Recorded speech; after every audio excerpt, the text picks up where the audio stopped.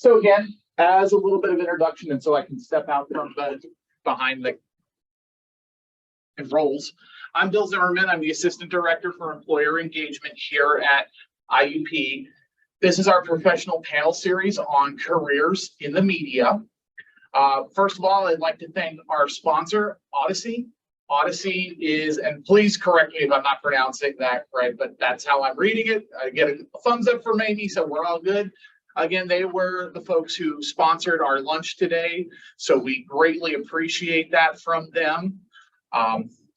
In addition, we will have a video that will also be posted on our YouTube from Lindsay Ward, who is an IUP 2008 graduate, who is the current noontime anchor for KDKA.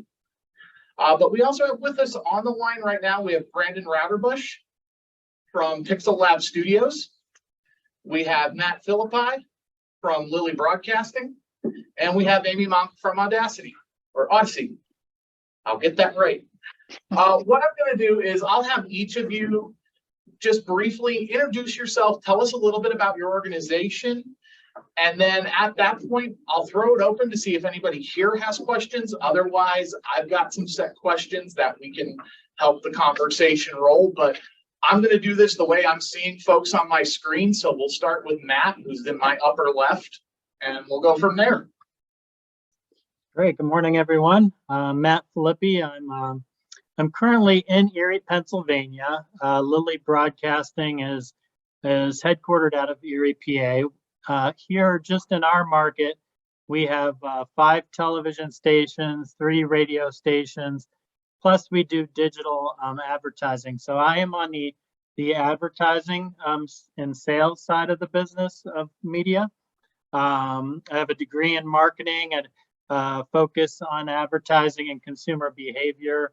I've held various sales positions in the advertising industry, as well as being a marketing director for a couple super regional malls over the years. And but my current position here at Lily Broadcasting, I've been with the company for almost 23 years. Coming in February will be 23 years, and 10 years in sales management. Thank you, Matt. Amy is next. Amy from Odyssey. Yes, thanks for having me today. I am a 99 graduate from IUP Comm Media Department. I have, right after I graduated, I moved to New York City and worked at Good Morning America for a couple of years before I moved back to Pittsburgh. And I've been at my current company for going on 22 years. I've been in 6 different positions.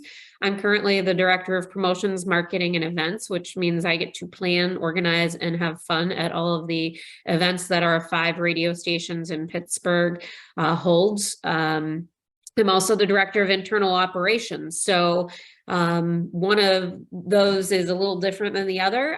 We regionalized our HR and business recently. So I moved into a role after being having such a long history with the company of helping be the conduit for all of our staff as well. So I wear many hats. It's an amazing opportunity though, for somebody who loves kind of juggling a lot of really cool things and people. So I'll have to say, as with Lindsay, you gotta love people because you get to work with them a lot. Odyssey is the second radio group in the US, but we also do national and local events, and podcasts are really big with us. Thank you. And then finally, we have Brandon, who is from the Pixel Lab Studios. You got it. Yes, my name is Brandon Routerbush. Good morning, everybody. So I graduated from IUP in 2010 with a degree in communications media. After graduating, did freelance work for film and TV in the area, and also some, advertising and digital marketing and that kind of stuff.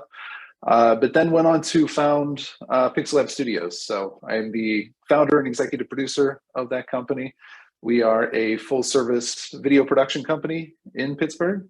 And we produce story-driven corporate and commercial videos for brands really throughout the world. And As of last week, we've been in business for 7 years now. So it's been a fun ride. But I've worked with companies like Fanatics, NBC, Healthline, Pizza Hut, Discovery Channel, HGTV. So kind of run the gamut on clients I've had over the years. But yeah, it's been a really fun experience, and yeah, we're excited to tell more. Thank you for happy anniversary, by the way. Thank you very much. And then we have Susan joining us shortly in our online version there. So as soon as they get on, we'll be good. But so what we're going to do is I'll open it up if anybody in the room has a question. Obviously, if not, I have some seed questions that we can use. And then I'll kind of, just give me sort of a hand wave or something. That way we can help kind of monitor the conversation. That way somebody's not talking over somebody. We're not getting that weird like, oh, wait, no, you go. No, you go. Okay, we're all good. So does anybody in the room have a question? Yeah. Oh, go ahead, sir. What were some of the like clubs and Yeah, go ahead. You do it. We'll get you next. what is like some of the clubs and I don't know, like other stuff to get experience to get a job in communications media? So clubs and organizations you were involved in that helped you get into your career. Go ahead, Amy. I'll start. So I was involved with with the radio station. I was involved with the television station, and those from a pretty early on. I will say, I'll share something that I feel is kind of important for your group. It was a little bit of a hesitation to kind of step out of my shell at the time and join those groups. My mom kind of pushed me into it, so it was a little bit of out of my comfort zone. So if it may seem out of your comfort zone to join a group that, to take those steps and join a group, but it's definitely worth it. I was part of the radio organization and the TV organization at IUP, and I was also part of NBS, National Broadcasting Society at IUP at the time. And they were very important in a lot of different connections that I made during my time at IUP to help create the path that I was on at graduation, to the point where my internship interview coincided with the time that I was in New York City. So I was able to interview at Good Morning America during the time that our NBS convention was up there.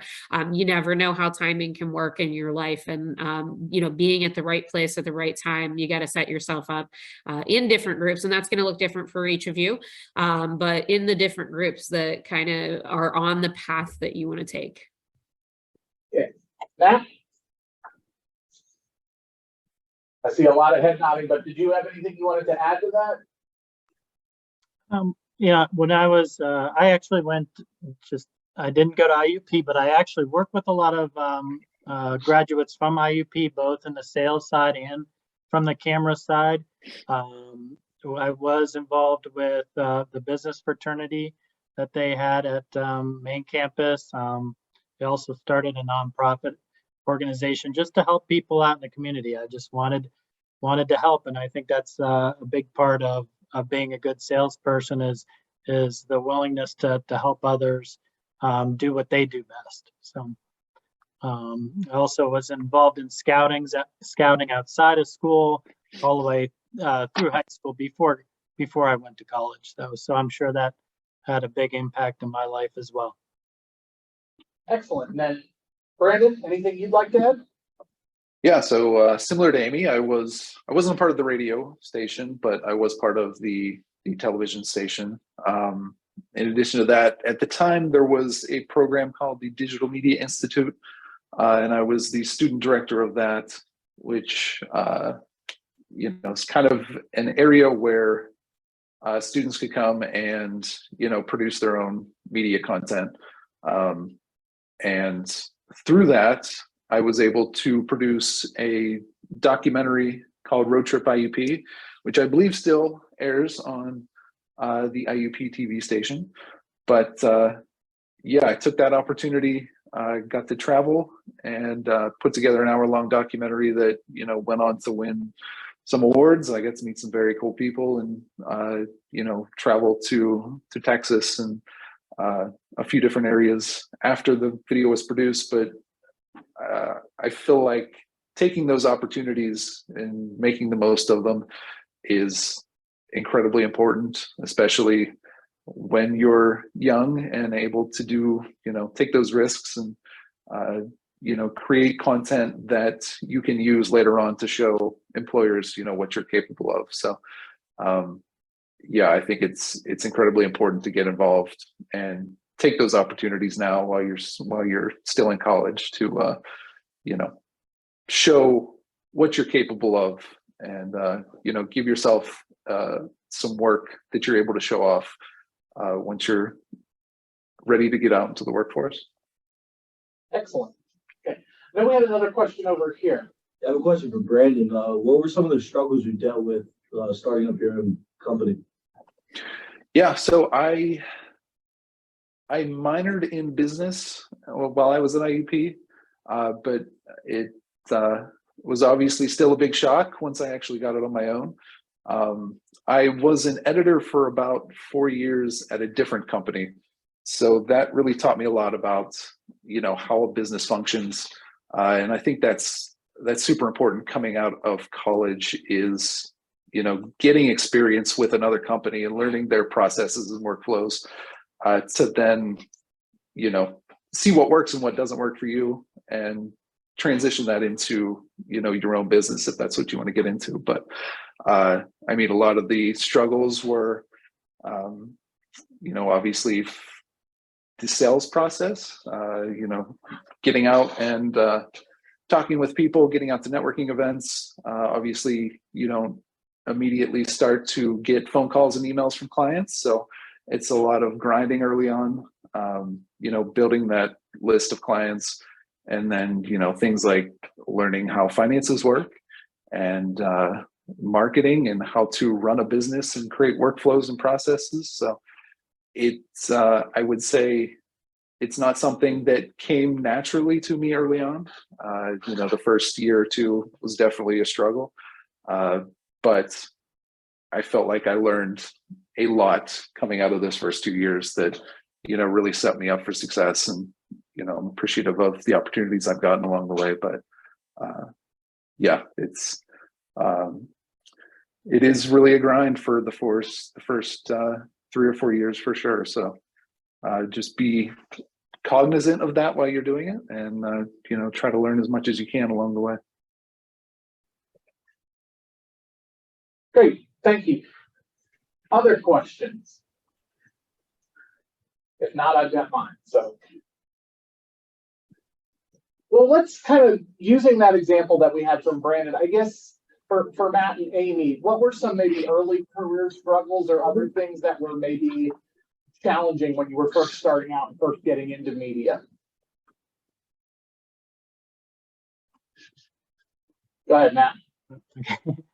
I think in the beginning, it was a lot of, confidence building in yourself, feeling confident, especially because I was mostly pretty much always on the sales side of things. I had a love for and respect for advertising. And even though I didn't do a lot in the print side of things, I always had a respect for the printed advertising piece. I did start in outdoor advertising before I moved into broadcast. But I think, there was a lot of pressure in the beginning on myself as I started out. And really, the only thing I could say about that is to give yourself time. I think even Amy, or actually the video before that started, don't expect everything to come, be roses right in the beginning. Just give yourself time to grow. It does take a lot of time to feel comfortable in any position, but especially in sales, you get a lot of rejection. But you just gotta keep focusing on the wins. The little wins can be just scheduling an appointment, not actually getting the sale, but just celebrating those little wins along the way and just feeling more comfortable. So the longer you stick with something, that's a very important thing. Don't be jumping from one thing to the next too much. Give yourself some time, at least a couple years in the same position, or same company at the very least to really get your feet wet and know grow within yourself, but also within the company you're with. Great, thank you. Amy? I have a few different thoughts on that, and just based on what Matt was just sharing. So I'll share kind of my struggles, but I'll also share some of the struggles that I see some current graduates going through, because they're probably a little different now than they were when I had graduated. So I work with a lot of entry level, first coming into the industry individuals. I help our internship program. I hire a lot of first time graduates, recent graduates. And it's really easy to kind of be like, oh, okay, I'm not getting paid a lot, I'm not going to put my all into this. But that is like really far from what you really need to do. You know, and I don't just say that because I do want the best out of everybody, but we promote the people that are the top of the top of the group that is coming in. So if somebody's coming in and they're not putting their all into it, we just think, okay, they're not going to put their all into any other opportunity that we have here. So if they want to be on air, if you want to be on air, you really got to kind of, oh, okay, I have this job in this company. You got to be the best at that. You got to be willing to kind of put your self out there to be the best at that, and jump in when there's opportunities, even to shadow other people and stuff like that.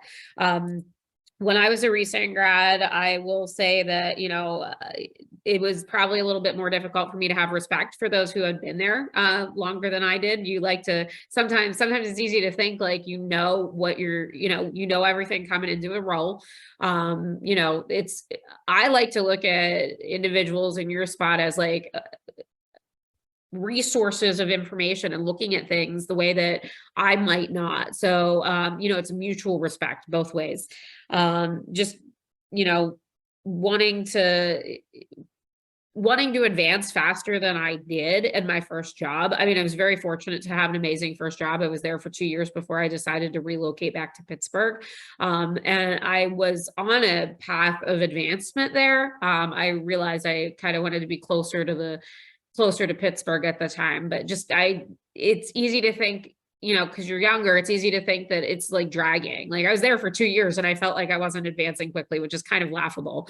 But just, put your time in, put the energy in. If you feel like you should be doing more, then offer to do more in different roles as an opportunity. And I will also say, seek out a mentor, find the people that are willing to help you, and kind of, ask for coffee or lunch and seek those people out as a mentor to help you guide your time, either in that company or somebody that's at another company that can even still do that and be a mentor to you. Thank you. Excellent. Any questions from here? I don't know if that might have sparked anything. Okay, if not, no big deal. Question I have then is, are there any sort of big misconceptions, or maybe the biggest misconception that folks have about either your line of work, what you do, your company, etc.? Brandon? Yeah, I guess I can go. So a lot of people think that because, we produce media that we're also photographers and web designers and graphic designers. And, those are all things that we can definitely do and have done.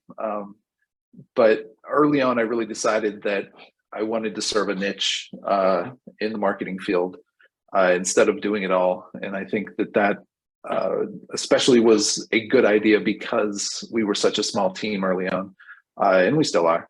But, focusing on what you're good at instead of serving, a bunch of other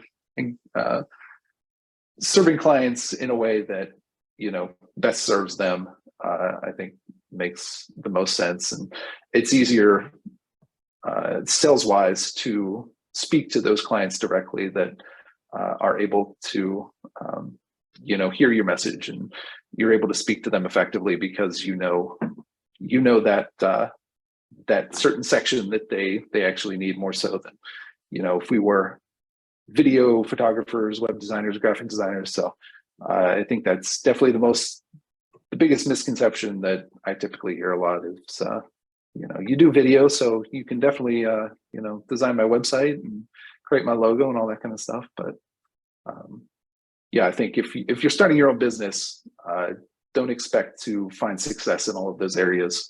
Really start with the niche that fits you best and go down that road. Matt, I saw you on mute second. Then we'll go to Amy. No problem.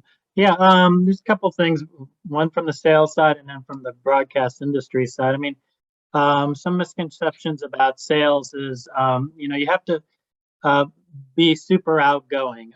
You do have to like people, obviously, and you do need to have, like, as I mentioned before, like an internal need to help people.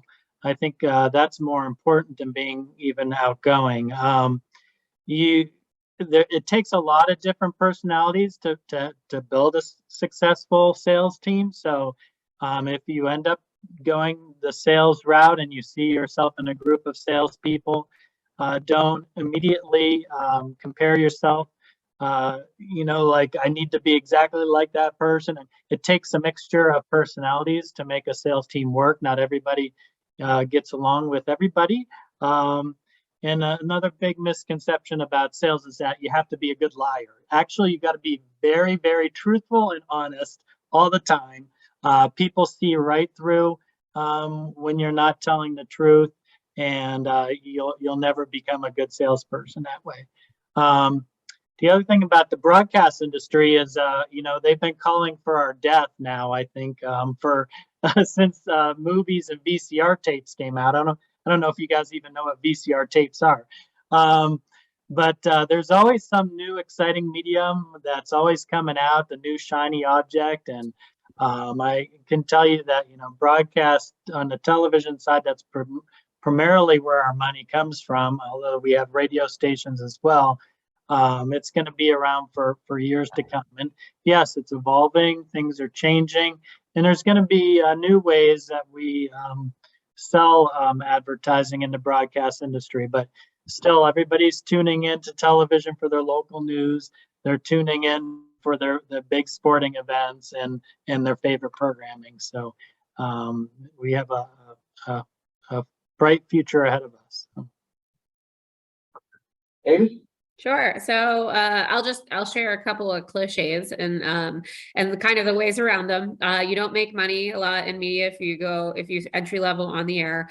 In radio, you can, again, you make more money in sales. Matt chose the right direction for making money, because you get to kind of build that as you go. You build those relationships, you build those opportunities for the clients. It's a really, people think that sales is boring, but it's a really great marketing opportunity for if you love to create things. I mean, it's almost like more of a marketing job than a sales job, especially in radio. You're not straight selling 30-second spots and 60-second spots. You sell opportunities and events and stuff like that. So it's like, one, sales is fun. You don't really make a lot of money when you start out on air, especially in radio, but you can make money through endorsements. So if you have the opportunity to help build those relationships in sales, you can be that product spokesperson. And that's how a lot of our on-air personalities do make money in the industry. Another misconception and kind of answer is that it's not a 9-to-5. There are some departments that are. Sales is actually one that could be more of a 9-to-5 than others. Matt might disagree there on some. It depends, and I can see how it's more of a structured time. But you when you work in this field, and Matt will probably more agree with this, when you work in this field, and Brandon will, I'm sure, by owning a company, you live it. You do not go into this field if you do not want this field to be your life. And we do it because we love it. It's part of ourselves and our personalities. We do not walk away from it at the end of the day. We do not walk away from it on the weekends. We build friendships and relationships through it. That's why the love of media is as great as it is, because it is a little bit all encompassing. So I'm sure there are some jobs in media that are more of a 9-to-5. It is not probably any that the three of us on this call hold. Excellent. Before we do the next question, I want to make sure the folks in the room do get a chance to grab lunch that we have provided here. So in a second, because I want to be able to mute us while folks are answering. So first of all, does anybody in the room have another question? Yeah. Go ahead, sir.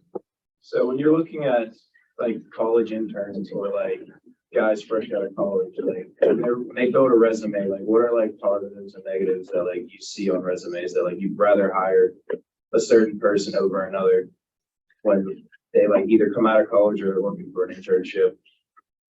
Okay, before we start answering number one, I want to make sure I repeat it. So what I believe he's asking, correct me if I'm wrong, is that what are some of the things that you're looking for people who are coming just out of college, both positive, negative, when you're looking at a resume? Before we start answering, if folks want to start grabbing stuff, what I'm going to do is I'm going to put myself on mute. I see Amy.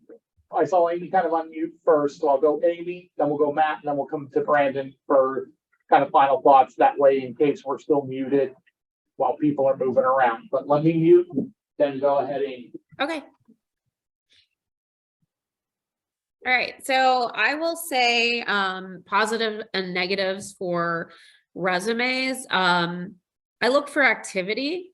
I look for people that are, you know, you could be a server and you could have been working throughout your entire college time period, and you know, maybe you need to make money. I just look for activity. I look for clubs, I look for groups, I look for projects, volunteerism. So honestly, the more activity you can share outside of school, I never look at your GPA. Sorry, it's it's not as important to me what your GPA is.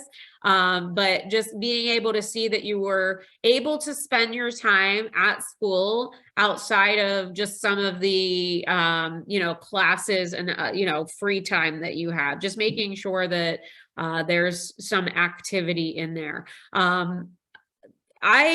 You know, to see that a student is in media and that they've been involved in a club or a volunteer project in the field is really what I look for. And I start with those as interviews. I mean, I've hired other people, but just seeing that activity is important to me. I'll throw it to Matt.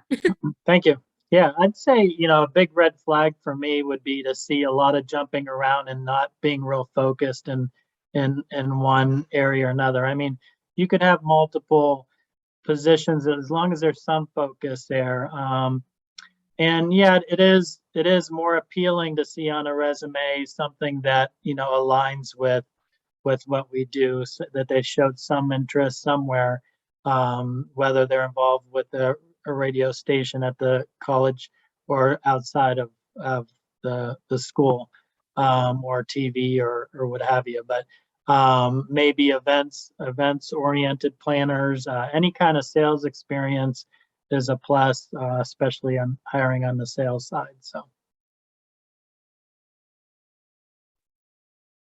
Yeah, I would say, you know, similar to what Amy was saying, that, you know, showing that while you were in school, you know, you were doing more than just what was required, you know, more than just going to classes and doing the assignments, but took advantage of, you know, opportunities outside of class by, you know, like she said, you know, joining groups or participating in, you know, different competitions.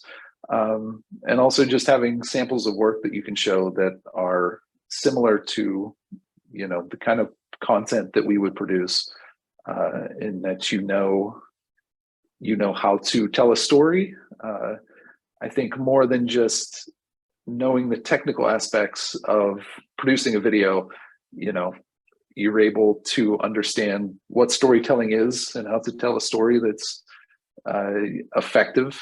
And you know, telling a story is more than just writing words. It is, you know, using the camera to evoke certain emotions, you know, using lighting, using color, those kind of things. So I think all those things are important. So just showing that you're really passionate about the work, and you know, you're not just interested in a job, you're interested in you know, producing content that really says something at the end of the day. Okay, great. And just to kind of let everybody know that we do resume reviewing in our office. You can send something in, have it reviewed, and then somebody will sit down and go through that information with you.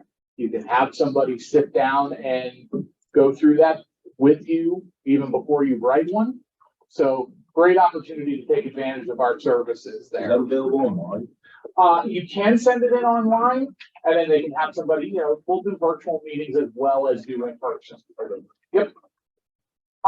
Any other questions in the room?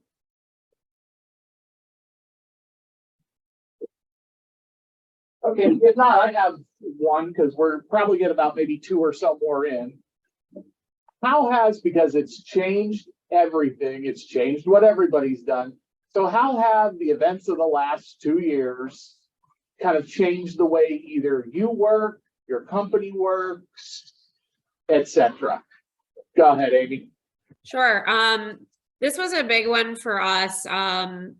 I had a full-time staff of 5 promotion staffers in different roles, and then a part-time staff of 30 promotion workers. I was tasked to lay off all of them but one locally. It was a very difficult time. I mean, you build relationships with these people. I work for a national company. Not all of the choices are made locally. We try to make as many as we can locally, but it's also about cost and time. I was not the person to choose who was not working with us longer. So, the positive is I've been able to keep really good relationships with all of those individuals, and they do not feel that they were let go because of anything that they had done. So that's the positive. The second part of that is during that time period, I was named a regional promotions manager. So my role, I was actually promoted during that time because they were doing that across the country. And the role that I was given one that oversaw 2 other markets as well. So I still technically oversee 3 markets: Pittsburgh, Greensboro, and Greenville. I don't do a lot in the other 2 markets because a lot of the focus is coming back locally, and we're very, very active locally. It was during that time to try to make sure that we were able to keep promotions relevant, because a large part of what we did was out on the street, whether it was events or promotions. So where you might see a radio station tent set up somewhere with a prize wheel, that's kind of like the simplest explanation I can give for it, although we do a lot of things that are different than that. We couldn't do that anymore. We couldn't go out to public places. So we created these virtual opportunities and sharing what the product was on our social media outlets and doing things in a different way. So it was a way for us to really be creative on how we could still be relevant with what we did.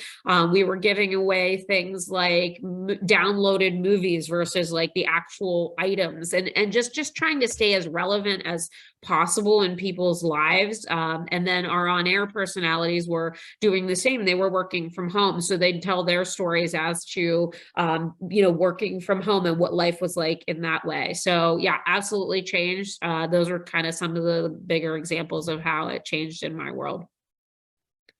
Excellent. And then either Mark or Brandon, thoughts? And just so some folks do have class at 12:20, so you might see a couple people getting up and leaving. But Mark, Brandon? Yeah, I can go. So I would say that really work kind of stopped immediately as people were figuring out what was going on. I would say probably March through June of that year, things kind of dried up, and we were looking for other ways to produce, digital content. So we looked into and did produce, stock media. We did an online course. We held some webinars, those kind of things.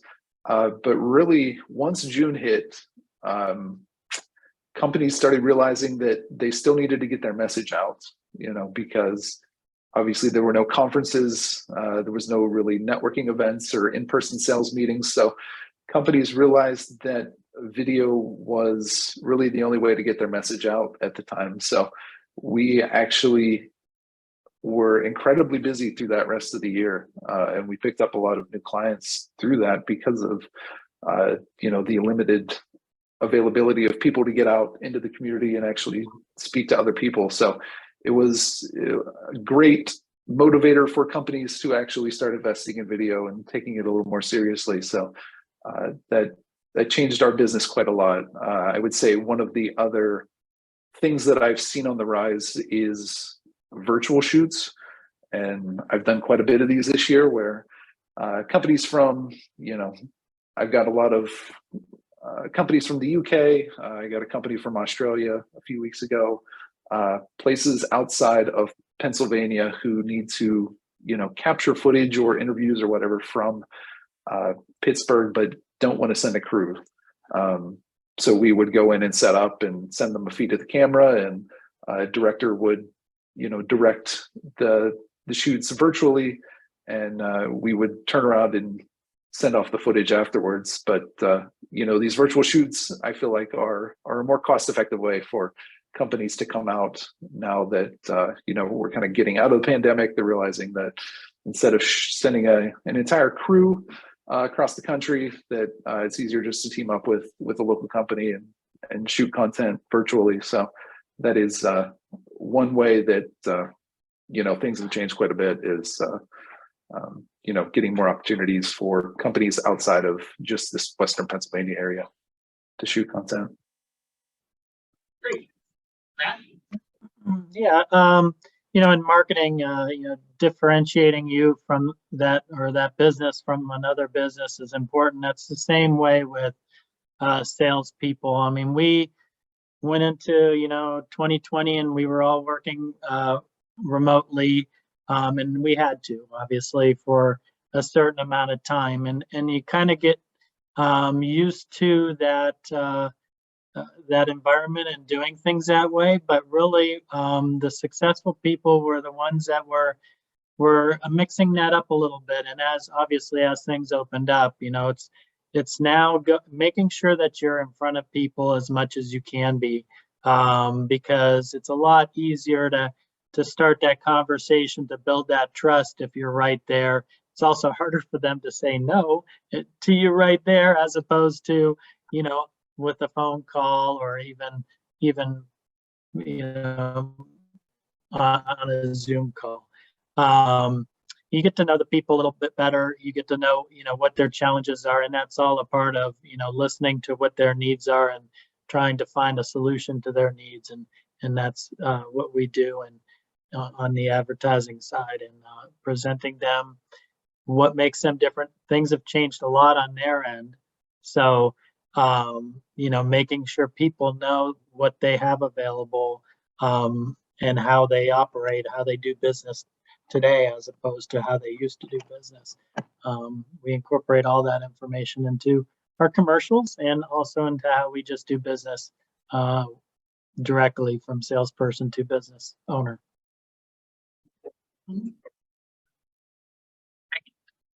Other questions from in the room?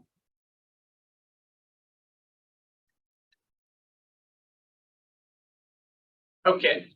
I want to try to do like a quick one, and then we'll kind of go into a wrap-up question. But if somebody wanted to dive deeper into careers in the media or anything related, is there a particular resource or somewhere you might point them? Yeah, just real quick on my side, there's a tvb.org and there's rab.com. Both are industry websites. They have a lot of information both on the television and the radio side of the business. We have access to those once you become into the profession. So you actually gain more information on the backside of successful tools and stuff. But just generally, there's a lot of good information about the industries on those websites that give you a feel for, the industry and the competition too. Thank you. I have a little bit of a different approach. So I am the board president for the Media Association of Pittsburgh, and we are launching. We have student memberships. They're $8 for the year, which is a great way to meet and connect with media professionals, especially if you're in the Pittsburgh region. So that's kind of a little bit specific to the Pittsburgh region. There are 2 scholarships within there as well, you know, if you're still a student. So that's mediapittsburgh.com. It's a great organization. I've taken over as board president. We have some board memberships and stuff changing. So not everything is as updated as it needs to be, but I'm working on that.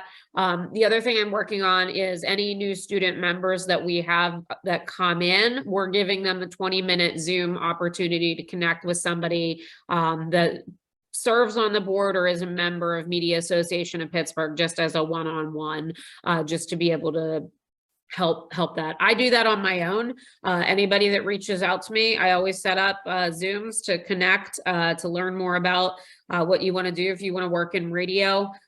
Just to be able to kind of be that conduit. We offer internships and, you know, part-time opportunities for kind of newer graduates, or even if you're still in school and you live nearby. So LinkedIn's always a great place, but as I've mentioned, just find people in the industry and reach out and ask them for their time. You find somebody that does what you want to do, send them an email. You're going to find people that are just not the best at doing something like that, but you're also going to find people that are great at it. I'm sure the 3 of us on the call, you know, we make time for stuff like this because it's important to our, you know, our industries and our future to connect with recent grads.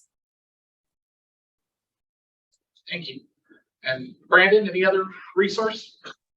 Yeah, so there are 3 that I'm members of and use frequently. I would say each of these have, you know, focus on different areas.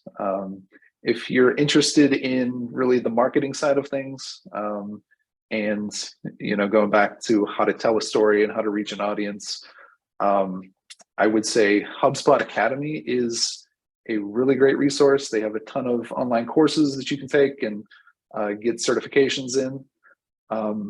If you're looking at more of the business side of video production, there is a resource called Studio Sherpas. They also have online classes and podcasts that you can take that really dive more into the business side of the video production industry. So super important, and not really a resource that, you know, there are not too many resources out there for specifically how to run a video production company. And then if you're looking for more of the technology side of things, you know, camera and lighting and how to tell a story that way, Filmmakers Academy is a very good resource for those kind of things. They kind of it's run by a Hollywood DP, so they talk a lot about, you know, how movies and TV shows are made, but still those techniques are relevant to, you know, video production. And I believe they also have a student discount for that program. But also, similar to what Amy said, there's, you know, a lot of local marketing and advertising groups, including Media Pittsburgh, that I feel like are super important if you're in the area to get involved with and connect with people that way. Thank you. If I could ask all of you, if you either want to email some of those links or whatnot to me afterwards, just so that we can include them in video descriptions, etc. Either that, or if you want to drop them in the chat, I'll pull the chat as well. Final question I have, because I realize we're getting close.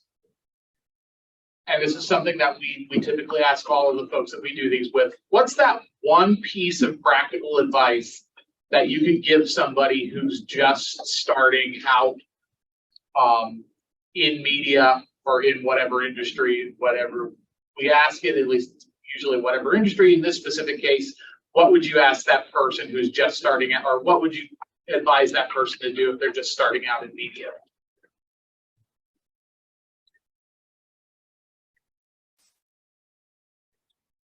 Thank you, Brandon? Yeah.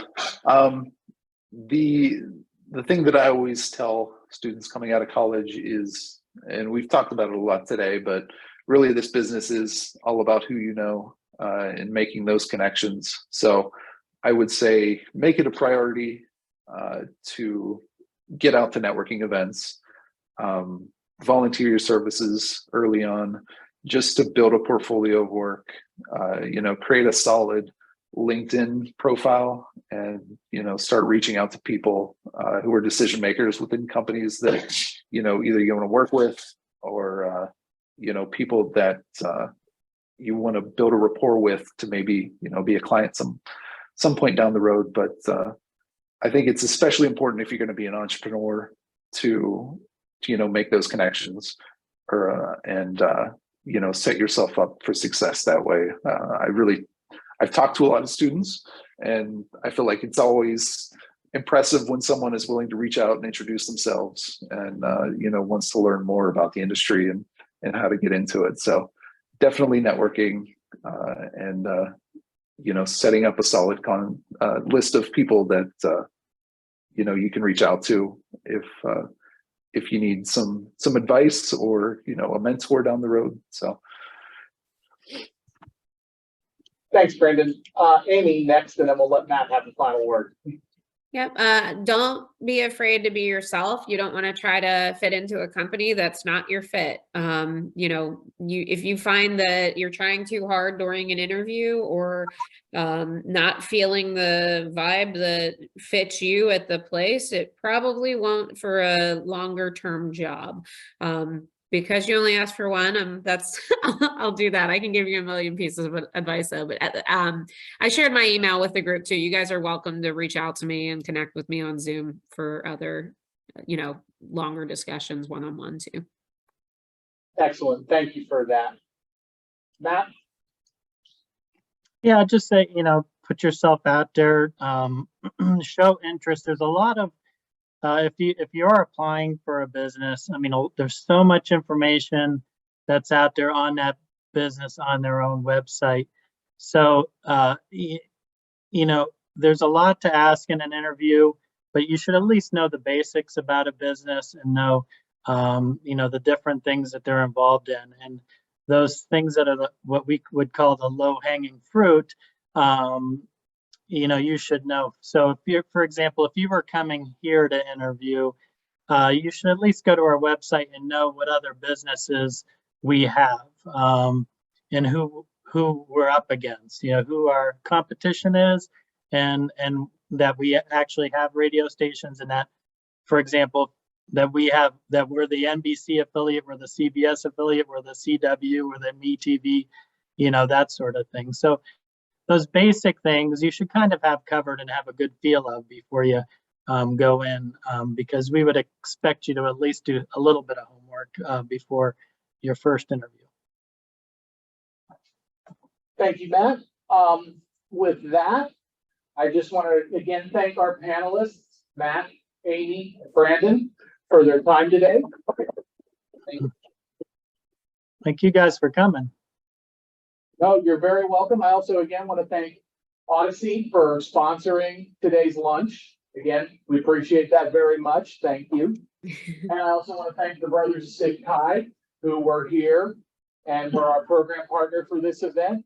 And at this point, again, if no one else has any other further questions or anything, we are good to go. Thank you all very much for attending our professional panel series on careers in the media.